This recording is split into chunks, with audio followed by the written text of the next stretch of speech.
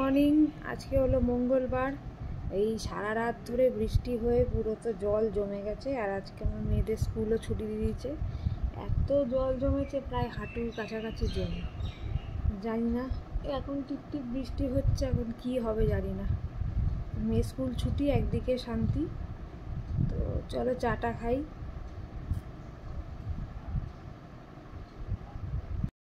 রান্নাঘরে এই যে মেয়ের এখন ধোসা বানাচ্ছি, মিনি মিনি ধোসা। এগুলো তো টিফিনে দেওয়ার কথা ছিল, তো আমাদের রুটি হয়েছে, সেই জন্য মেয়ের একটু ধোসা বানিয়ে দিই, আর ছেলেও খাবে।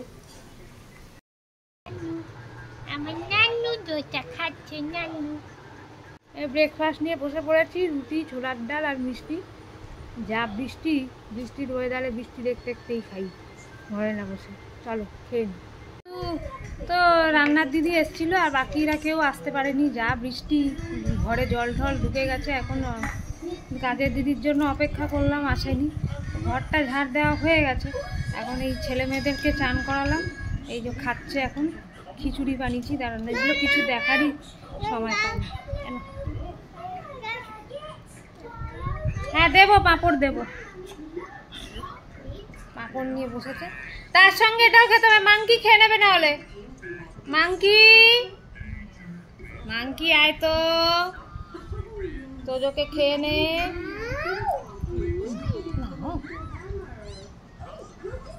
ক্যামেরার সামনে খাবে না, বদমাস। নে,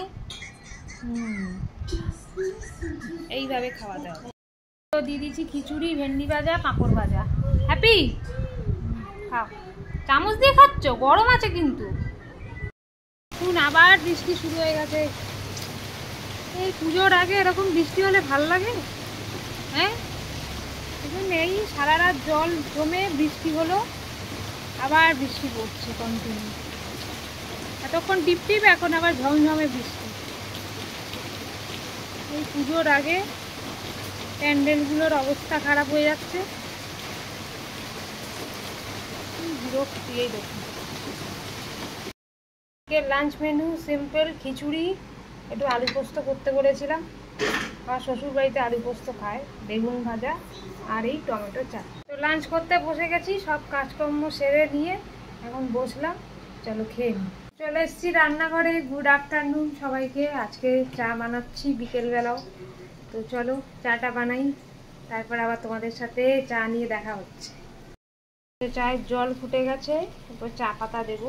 গুড আফটারনুন। এই যে চা নিয়ে বসে পড়েছি, চা বানানো হয়ে গেছে। এখন বাজে 5টা। এখন তো কিছুই দেখতে পাচ্ছি না, না রান্নাঘর না দিদি নাম্বার 1, কারণ মেয়ে টিভি নিয়ে বসে আছে। তুমি কি খাচ্ছ? বিদ্যুৎ? বলি বাবা, তো যে ঘুম থেকে উঠে গেছে। চলো চাটা খেয়ে নি। বলছে বোরিং লাগছে, তাই ভাবলাম যে একটু পড়িয়ে নিই। সকালবেলা পড়তে বসেছিল, আর তখন তোলা হয়নি ভিডিও। এই যে এখন ও লিখছে। ও চিকেন কষা রান্না চলছে, মাস্টার শেফ রান্না করছে এখন। এই দেখুন ঘরটার অবস্থা, দেখুন কি অবস্থা করেছে।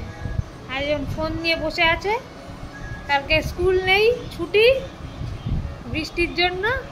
আর ওই দেখুন আরেকজন ধুচ্ছে কেমন করে।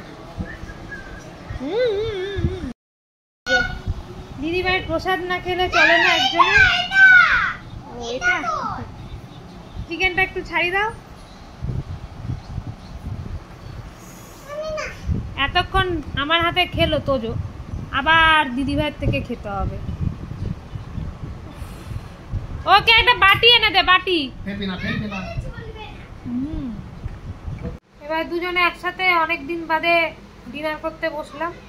বরের হাতে চিকেন রান্না খাবো বলছে, তো জম্পেশ হয়েছে, জানি না কেমন হয়েছে। চলো, হ্যাঁ চলো খেয়ে নি। গুড নাইট বলো। Good night, sweet dream, tata, ভালো থেকো, সুস্থ। এই যে স্যার গুড নাইট বলে দিন। Good night. এই যে টাটা বলো। Tata, good night, tata. আজকে যা বৃষ্টি হলো, চলো কালকে আবার একটা ফ্রেশ ব্লগ নিয়ে চলে আসবো। ততক্ষণের জন্য বাই।